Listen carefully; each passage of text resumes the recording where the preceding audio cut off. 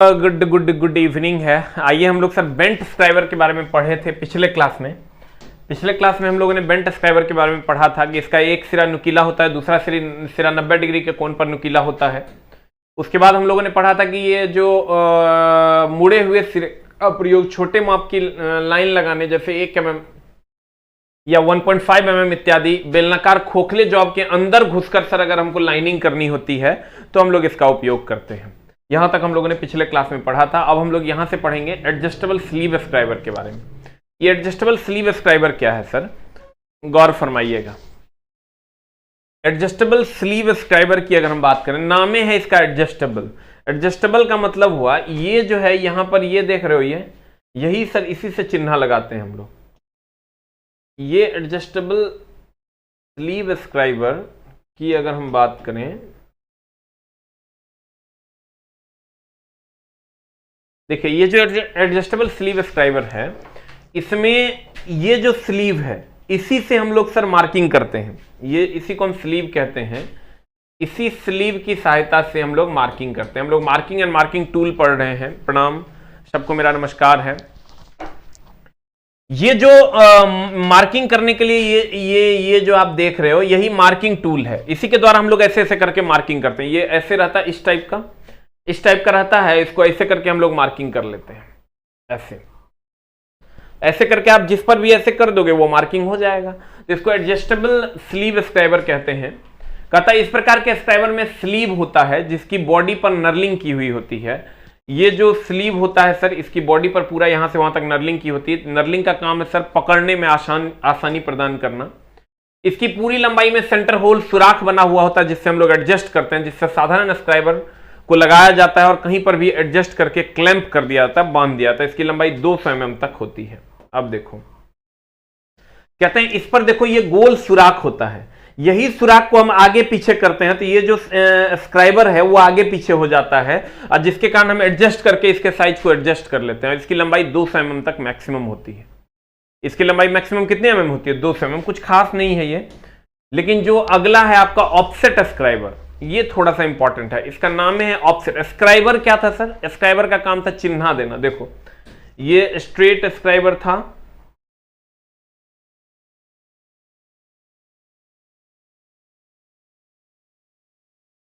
इस स्क्राइबर में जब हम आते थे तो ये स्क्राइबर का काम क्या था? मेनली चिन्ह दे देता था। ये स्क्राइबर का काम क्या था? चिन्ह लगाना। और चिन्ह लगाने के लिए हम लोग इस स्क्राइबर का प्रयोग करते थे। अब मामला ये है कि ये जो स्क्राइबर हम लोग अभी पढ़ने वाले हैं ये एडजस्टेबल ऑफसेट स्क्राइबर। ऑफसेट का मतलब होता है वह स्क्राइबर जो विस्थापित होता हो।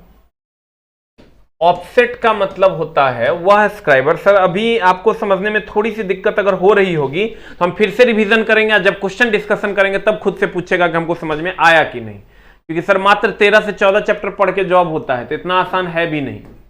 विस्थापन, अगर आप सर अंतिम तक रेगुलरली बने रहते हैं तो आपका काम हो जाएगा। अब कहते हैं ऑफसेट स्क्राइबर। नाम है इसका ऑफसेट। ऑफसेट का मतलब होता है वह स्क्राइबर जो विस्थापित होता हो। देखिए ये स्क्राइबर है और ये स्क्राइबर विस्थापित होता है। इसको जैसे आप खोलोगे, इसको खोलोगे तो ये अप या डाउन हो जाएगा, इसीलिए इसको हम ऑफसेट स्क्राइबर कहते हैं। वह स्क्राइबर जो विस्थापित होता हो। तो कहता है offset scriber vernier height gauge के साथ प्रयोग में लाया जाता है। देखो इसको हम कहते हैं वर्नियर हाइट गेज। जब आप वर्नियर कैलिपर पढ़ोगे, वर्नियर हाइट गेज पढ़ोगे तो आपको हम ये गेज पढ़ाएंगे वहां। इसको हम वर्नियर हाइट गेज कहते हैं। आगे आप नेक्स्ट चैप्टर कमिंग चैप्टर्स में पढ़िएगा। वर्नियर हाइट गेज कहते हैं। तो कहता है ऑफसेट स्क्राइबर को वर्नियर हाइट गेज के साथ प्रयोग में लाया जाता है। देखो ये वर्नियर हाइट गेज है, इसके साथ ये ऑफसेट स्क्राइबर प्रयोग में लाया जाता है। इसके साथ ये ऑफसेट स्क्राइबर प्रयोग में लाया जाता है।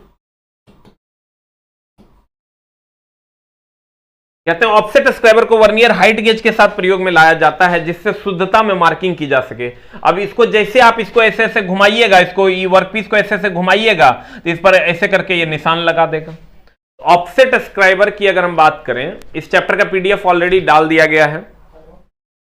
ऑफसेट स्क्राइबर को वर्नियर हाइट गेज के साथ प्रयोग करके शुद्धता में मार्किंग किया जाता है।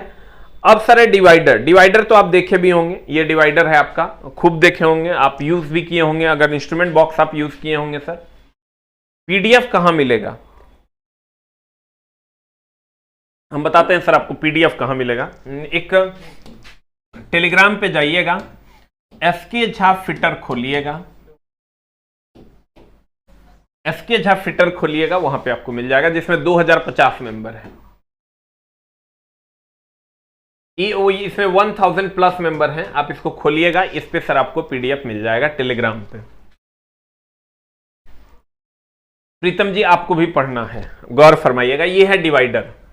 डिवाइडर बहुत सारा काम करता है, आज हम लोग मेनली डिवाइडर ही पढ़ेंगे। ये डिवाइडर भी एक प्रकार का मार्किंग टूल है। ये मान लो अगर सीट है, प्लेन ड्राइंग सीट है, अगर ये ड्राइंग सीट है तो डिवाइडर का काम क्या है? डिवाइडर का काम है बहुत सारा है। देखिए इससे ये आपके सर इंस्ट्रूमेंट बॉक्स में भी आप जो प्रकाल बॉक्स आप यूज करते होंगे उसमें भी ये रहा होगा। इसमें ये देखो, ये सिरा जो होता है एकदम नुकीला होता है, हाई कार्बन स्टील का बना होता है, हार्ड व टेम्पर किया हुआ होता है। कम दाम का लोगे तो उसका नोक जो है वो टेढ़ा हो जाएगा, ज्यादा दाम को लोगे तो टेढ़ा नहीं होगा। तो ये जो डिवाइडर है, कहते हैं डिवाइडर एक प्रकार का मार्किंग टूल है। देखो ये कहीं पर भी मार्किंग करने के लिए हम लोग इसका उपयोग करते हैं, कहीं पर भी मार्क कर देना है तो इसका प्रयोग कर लेंगे। कहते हैं डिवाइडर एक प्रकार का मार्किंग टूल है जिसके एक सिरे नुकीले अर्थात तेज धार वाले होते हैं। ये जो सिरा होता है, ये एक सिरा नुकीला, ये एक सिरा नुकीला या तेज धार वाला होता है। ये जो सिरा होता है ये नुकीला या तेज धार वाला होता है। अब देखो कहता है डिवाइडर को नुकीला बनाने के लिए, इसका जो ये सिरा है इसको नुकीला बनाने के लिए हम लोग सर यूज करते हैं इसको ऑयल स्टोन को। इसको हम लोग ऑयल स्टोन कहते हैं। इस पर सर धार करते हैं। कभी सर अगर आप देखे होंगे धार करते हुए, अगर कभी वो बढ़ई वगैरह को देखे होंगे, ऐसे ऐसे करके धार करता है, ऐसे ऐसे करके, तो वो जो स्टोन यूज करता है रुखड़ा सा, उसको हम ऑयल स्टोन कहते हैं। जो स्टोन यूज करता है, ये जो स्टोन यूज होता है इसको हम सर ऑयल स्टोन कहते हैं। क्या कहते हैं इसको सर? ऑयल स्टोन कहते हैं। कहता है डिवाइडर को नुकीला बनाने के लिए ऑयल स्टोन का प्रयोग किया जाता है। ऑयल स्टोन का प्रयोग किया जाता है, इस पर सर ऐसे ऐसे रगड़ रगड़ के हम लोग नुकीला बनाते हैं। अगर नुकीला नहीं होगा तो जहां दाबिएगा सर वो धसवे नहीं करेगा तो फिसलेगा। कहता है ये प्राय हाई कार्बन स्टील के बनाए जाते हैं, ये हाई कार्बन स्टील के बनाए जाते हैं, और इसके पॉइंट को, ये जो पॉइंट होता है इसको हार्ड व टेम्पर कर दिया जाता है। इसको हार्ड व टेम्पर कर दिया जाता है। इसके पॉइंट को क्या कर दिया जाता है मेरी जान? हार्ड व टेम्पर कर दिया जाता है, जिसके कारण यह मुड़ता नहीं है। ठीक है, अब देखिए कहते हैं नेक्स्ट, इसे माइल्ड स्टील का भी बनाया जा सकता है और इस पॉइंट को केस हार्ड कर दिया जाता है। माइल्ड स्टील का बना, केस हार्ड करना मतलब होता है बाहरी सतह को हार्ड करना। एक चैप्टर है हीट ट्रीटमेंट, उसके बाद उसमें हम आपको हार्डनिंग, टेम्परिंग, केस हार्डनिंग भी पढ़ाएंगे, लेकिन अभी इस सब का एक ओवरऑल मतलब आप समझिए हार्ड कर देना। क्या कर देना? हार्ड कर देना। तो कहता है ये माइल्ड स्टील के भी बनाए जाते हैं और ये हार्ड कर दिया जाता है। अब देखो इसका प्रयोग कहां कहां होता है? किसी जॉब के सरफेस पर चाप या वृत्त खींचने में, देखो यहां पर इस जॉब के सरफेस पर चाप या वृत्त खींचने के लिए हम लोग इसका उपयोग करते हैं। ये खींच भी रहा है। आज इलेक्ट्रीशियन था नहीं, आज के अल्टरनेट में फिटर होता है मेरी जान। उसके बाद किसी जॉब की सरफेस पर खींची हुई लाइन को बराबर भाग में बांटने के लिए, देखो ये लाइन खींचा हुआ है, इस लाइन को बराबर भाग में ऐसे करेंगे, फिर यहां से ऐसे करेंगे, फिर यहां से ऐसे करेंगे, फिर यहां से ऐसे करेंगे, तो बराबर भाग में किसी लाइन को हम बांटने के लिए भी प्रयोग करते हैं। उसके बाद हम लोग प्रयोग करते हैं स्टील रूल। स्टील रूल यही हुआ जिसको आप स्केल कहते हैं। स्टील रूल को आप स्केल भी कहते हैं।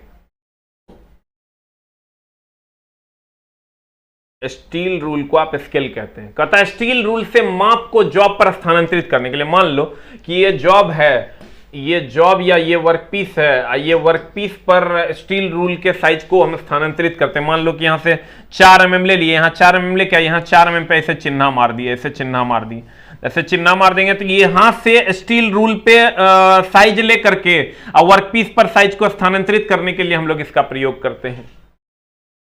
कहते हैं स्टील रूल से माप को जॉब पर स्थानांतरित करने के लिए हम लोग इसका प्रयोग करते हैं। स्टील रूल से माप को जॉब पर स्थानांतरित करने के लिए स्टील रूल है, इससे माप लेते हैं और जॉब पर ऐसे लेके ऐसे स्थानांतरित करके उतना ही साइज हम लोग चिन्हित कर लेते हैं। इसके लिए भी हम लोग इसका प्रयोग करते हैं। तो प्यारे बच्चों, आपने इसका गौर फरमाइएगा। हम बात कर रहे थे स्टील डिवाइडर की।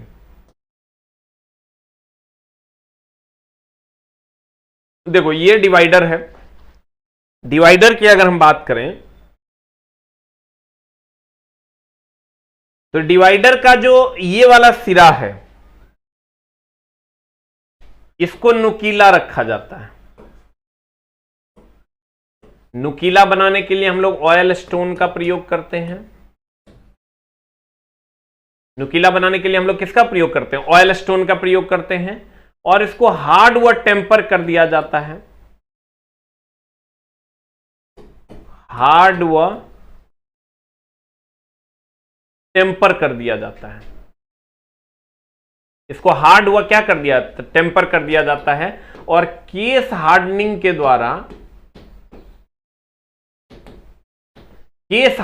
द्वारा भी इसको हार्ड कर दिया जाता है। अब इसका काम क्या क्या है? इसका काम है सर ब्रेथ खींचना। इसका काम है किसी लाइन को ऐसे ऐसे करके डिवाइड कर देना। इसका काम है स्टील रूल से माप को लेकर के वर्कपीस पे ट्रांसफर करना। और ये सर माइल्ड स्टील का या हाई कार्बन स्टील का बना होता है। किसका किसका ये बना होता है? तो ये बना होता है मेरी जान माइल्ड स्टील का,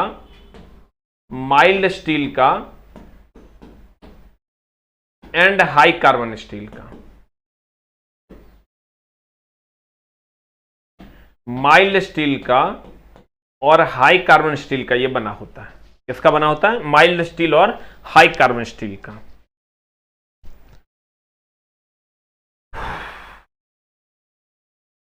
ये बना होता है किसका? माइल्ड स्टील या हाई कार्बन स्टील का बना होता है।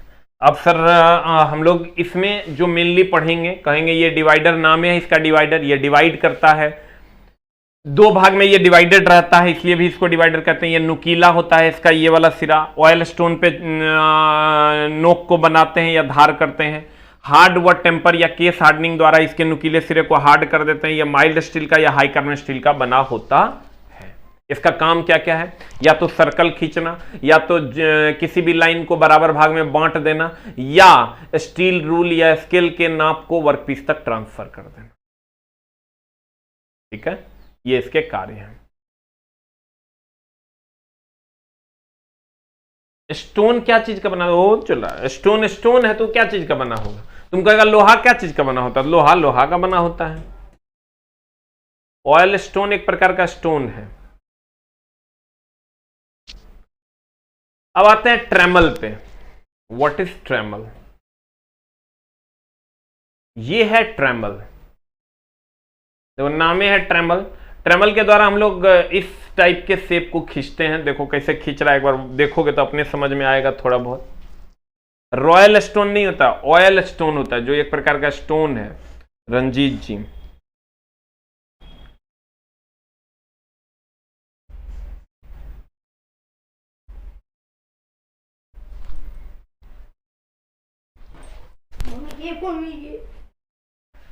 ये ट्रेमल है।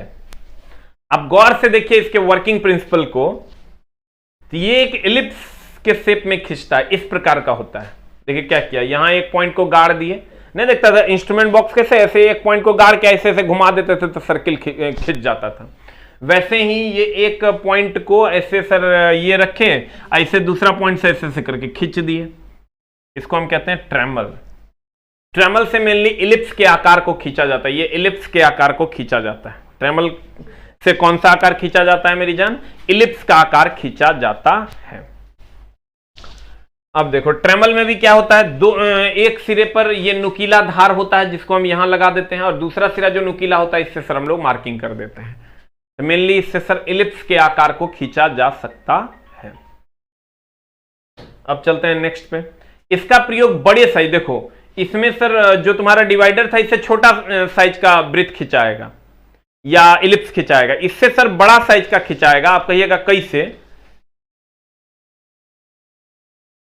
हाँ हाँ हाँ, देखा होगा। जय किशोर जी बड़ा अच्छा बात बोल रहे हैं। हजामत जो लोग करता है ना, हजामत जो करता है, तो हजामत में देखना नाई जो होता है उद्धार करने के लिए ऑयल स्टोन का प्रयोग करता है। इससे से करते रहे, धार करने के लिए ऑयल स्टोन का प्रयोग करता है। अब देखिए इससे सर हम लोग करते क्या क्या है, इससे हम लोग बड़ा वृत्त खींचते हैं। जैसे इससे पहले का जो डिवाइडर था वो इतना ही बड़ा खुलता था, इसे से करके हम लोग घुमा के वृत्त खींच देते थे।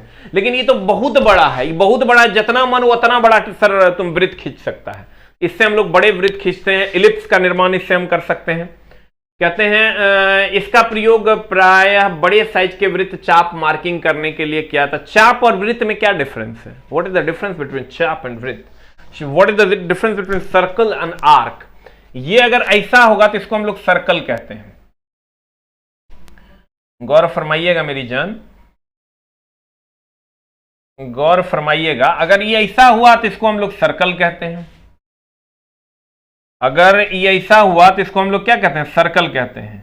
और अगर ऐसा हुआ, अगर ऐसा हुआ, ऐसा हुआ, इसको हम लोग चाप कहते हैं। दिस इज द सर्कल, इसको हम लोग सर्कल कहते हैं, और इसको हम लोग आर्क कहते हैं, चाप कहते हैं।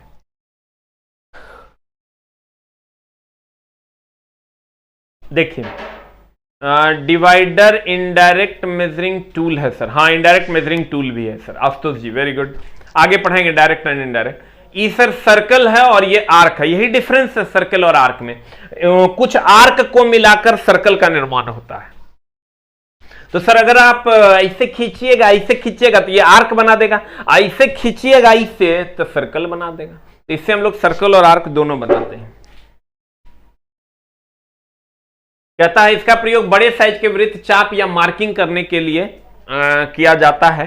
ये 15 से, ध्यान दीजिएगा, ये 15 से 50 सेंटीमीटर तक पाया जाता है। ट्रेमल का सब्सक्राइबर तेज धार वाला होता है। यही स्क्राइबर है, सब्सक्राइबर नहीं स्क्राइबर। ये जो स्क्राइबर है ये तेज धार वाला होता है। किसी का भी स्क्राइबर होगा तो वो तेज धार वाला होगा, नहीं तो सर चिन्ह नहीं लगा पाएगा। ट्रेमल को जंग से बचाने के लिए सर, ट्रेमल को ही नहीं सबको जंग से बचाने के लिए हम लोग समय समय पर क्या लगाएंगे? तेल या ग्रीस का प्रयोग करते हैं। सबको जंग से बचाने के लिए हम लोग समय समय पर किसका प्रयोग करते हैं? तेल या ग्रीस। तेल या ग्रीस कहीं भी लगा दीजिएगा तो जंग नहीं लगेगा। अब आते हैं सर नेक्स्ट पर, पंचिंग। What is punching? अगर आपने कभी पंचिंग देखा होगा मेरी जान, तो पंचिंग ऐसे ही किया जाता है जैसे कि हो रहा है। उम्मीद करते हैं कि आपको पंचिंग समझ में आ रहा होगा।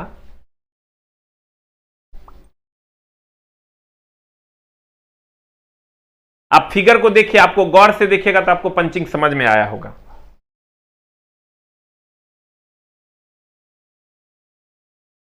प्रीतम दास जी एकदम सही बोल रहे हैं आप। ये पंचिंग है, ये पंचिंग टूल है।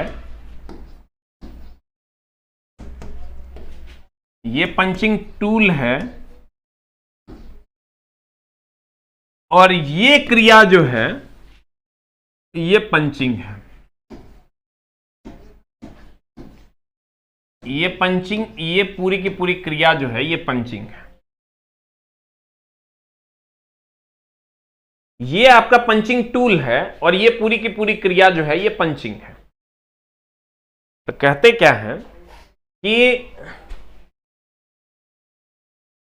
पंचिंग टूल, गौर फरमाइएगा जनाब, अगर हम पंचिंग टूल की बात करें तो ये पंचिंग टूल है आपका और ये कंप्लीट आपका पंचिंग प्रोसेस है। अब ये क्या क्या यूज करते हैं इसमें? एक हथौड़ा यूज करते हैं और एक पंच यूज करते हैं और ये वर्कपीस है आपका। ये आपका वर्कपीस है। वर्कपीस को शॉर्ट में WP लिखते हैं।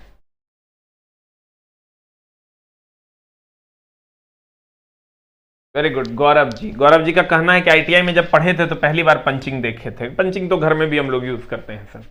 अब गौर फरमाइएगा, अब कहीं पर भी मान लीजिए सर कि ये आपने मार्क कर दिया है, ये ऐसे आपने मार्क कर दिया है, मार्किंग टूल से। मान लीजिए कोई स्क्राइबर से ऐसे खींच के आप मार्क कर दिए, लेकिन वो पॉइंट ऐसे मार्किंग कर दिए, अब ये पॉइंट आपको स्थायी रूप से मार्क कर देना है कि एकदम ये पॉइंट कितनों इधर उधर हो तो ये पॉइंट हटे नहीं, तो एक बार ऐसे पंचिंग टूल लेके ठोक दो जोर से, कभी नहीं हटेगा।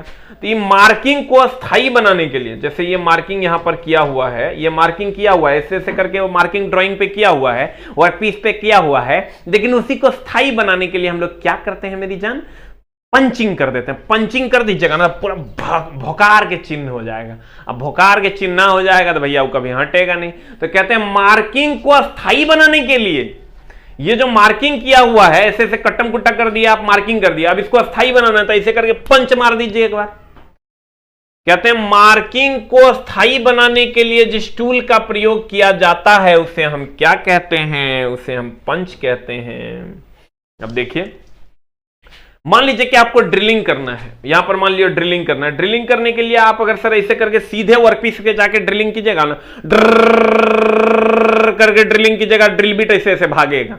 लेकिन पहले से वो छेद छोटा सा किया हुआ रहेगा, ऐसे पहले पंचिंग कर दीजिए, पंचिंग करके पहले छोटा सा एक छेद कर दीजिए, अब तब उसमें ये ड्रिल बिट ले जाके सर उसको इसमें डाल दीजिए, तो भयानक तरीके से उसी पॉइंट पर पंचिंग होगा, इधर उधर उसी पॉइंट पर ड्रिलिंग होगा, इधर उधर भागेगा नहीं।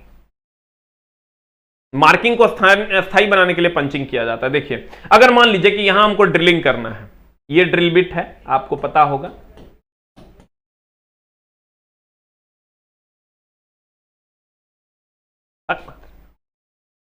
ये मान लो आपका ड्रिल बिट है। अगर ये ड्रिल बिट है और यहां पर सर पंचिंग, आप ऑलरेडी पंचिंग कर दिया, देखिए पंचिंग करके पहले मार्किंग किया हुआ था, ऐसे ये मार्किंग किया हुआ था। अब मार्किंग को स्थायी करने के लिए यहां पर आपने पंचिंग करके एक छोटा सा छेद कर दिया, अब इसको ड्रिल बिट घुसा दीजिए, भर्र से ही पार से ऊपर हो जाएगा, इधर उधर भागेगा नहीं। तो कहते हैं ड्रिलिंग को अस्थाई बनाने के लिए पंचिंग का काम है, मार्किंग को अस्थाई बनाना। ड्रिलिंग से पहले पंचिंग कर देते हैं ताकि ये जो ड्रिल बिट है वो घुसने के बाद इधर उधर भागे नहीं, उसको एक छेद मिल जाए। अब पंच भी बहुत सारे प्रकार के होते हैं, उस पर भी हम लोग चर्चा करेंगे। कहते हैं ड्रिलिंग से पहले पंच करना अति आवश्यक होता है। ड्रिलिंग से पहले पंच करना अति आवश्यक होता है। इसकी बॉडी अष्टभुज आकार की होती है। ये जो बॉडी होता है सर, ये अष्टभुज आकार की होती है। 8 गो ऐसा ऐसा 8 गो सर भुजा होता है, ये अष्टभुज आकार की होती है। और ये जो होता है इसकी बॉडी पर नर्लिंग किया होता है, इसको हम नर्लिंग कहते हैं। क्या कहते हैं इसको? नर्लिंग कहते हैं। सेंटर पंच, हाँ वेरी गुड जयकिशोर जी, वेरी गुड, सही कहा आपने कि इसके लिए हम लोग सेंटर पंच का प्रयोग करते हैं। अब सेंटर पंच भी आगे पढ़ाएंगे सर हम आपको। देखिए कहते हैं इस पर कहेगा कि बताओ कि अष्टभुज आकार होता है। अष्टभुज मतलब ये जो आप पंच देख रहे हो, ये जो आप पंच देख रहे हो ना, ये अष्टभुज होता है।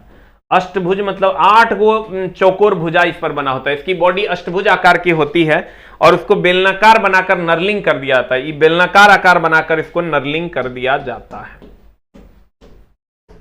इसको बेलनाकार बनाकर नर्लिंग कर दिया जाता है। अब कहता है यह प्राय हाई कार्बन स्टील के बनाए जाते हैं और इसके पॉइंट को हार्ड व टेम्पर कर दिया जाता है। ये हाई कार्बन स्टील का नर्लिंग टूल, पंचिंग टूल होता है। इसको सर हार्ड व टेम्पर तो करेंगे ही, हार्ड व टेम्पर नहीं करेंगे सर, ये अपने इसको मारिएगा यही खुद मुड़ जाएगा। अब कहता है पंच के पॉइंट की हार्डनेस जो होती है वो 55 से 55 टू 59 HRC होती है। HRC बोले तो रॉकवेल हार्डनेस नंबर, HRC बोले तो रॉकवेल हार्डनेस नंबर। अब देखिए नर्लिंग का काम है सर ग्रिप, वेरी गुड, प्रीतम जी का सही कहना है। ये जो नर्लिंग हम लोग करते हैं ताकि पकड़े ना तो ग्रिप बने। ग्रिप बने मतलब पकड़ाए, प्लेन रहेगा तो पकड़ाएगा नहीं। अब आ जाइए सर इधर, यह है types of punch, that is dot punch. पहला पंच है आपका डॉट पंच, गौर फरमाइएगा।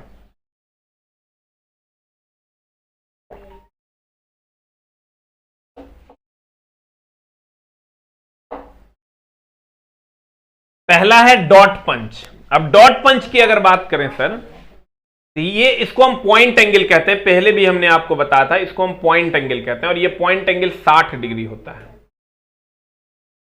डॉट पंच का जो पॉइंट एंगल होता है, ये पॉइंट एंगल होता है 60 डिग्री। डॉट पंच का पॉइंट एंगल 60 डिग्री होता है।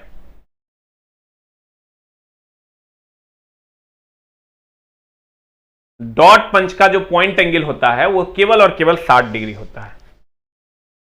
कहते हैं ये है डॉट पंच, और डॉट पंच का पॉइंट एंगल होता है कितना डिग्री? 60 डिग्री। अब सर गौर फरमाइएगा,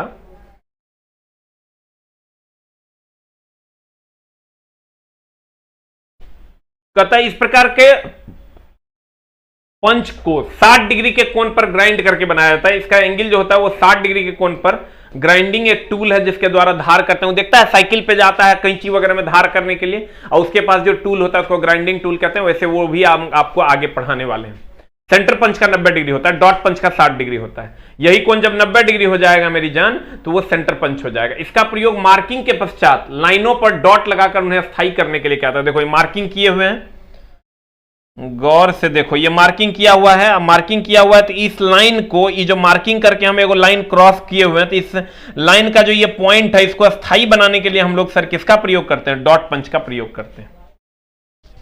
इसको स्थायी बनाने के लिए हम लोग किसका प्रयोग करते हैं? डॉट पंच का प्रयोग करते हैं।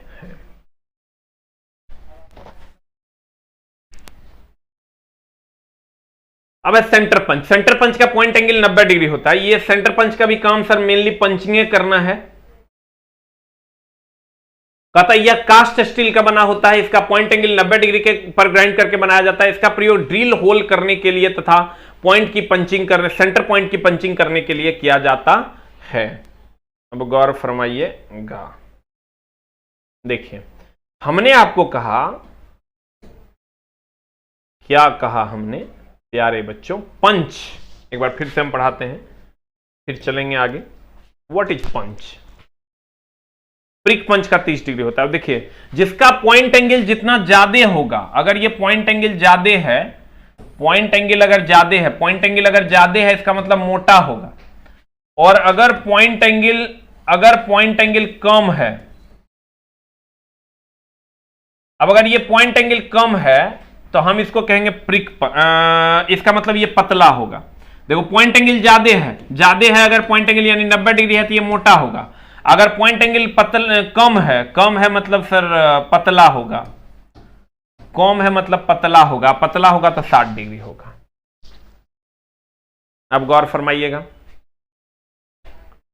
कहते हैं अगर पंच मोटा है तो मोटा है, अगर पंच मोटा है मतलब पॉइंट एंगल ज्यादा होगा तो समझ लो मोटा है। अगर पॉइंट एंगल कम है समझ लो पतला है।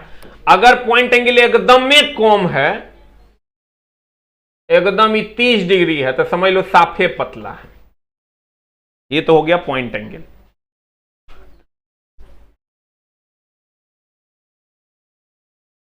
अगर पॉइंट एंगल ज्यादा है इसका मतलब मोटा है, और अगर पॉइंट एंगल कम है इसका मतलब पतला है। साफे कम है तो और पतला है। अब देखो कहते हैं, हाँ प्रिक पंच का 30 डिग्री होता है। वेरी गुड प्रीतम जी, विकास जी। तो ये जो पंच है इसमें अगर हम बात करें तो ये पंच में देखो ये नर्लिंग किया हुआ होता है। नर्लिंग कर देंगे मेरी जान तो क्या हो जाएगा? पकड़ने में आसानी होगा। इसका काम क्या क्या है पंच का? पंच का काम है सर कहीं पर भी अगर मार्किंग किया हुआ है तो उसको अस्थाई, अगर यहां पे मार्किंग किया हुआ है तो इसको जोर से मार देंगे, अस्थाई हो जाएगा। अस्थाई बनाने के लिए हम लोग इसका उपयोग करते हैं।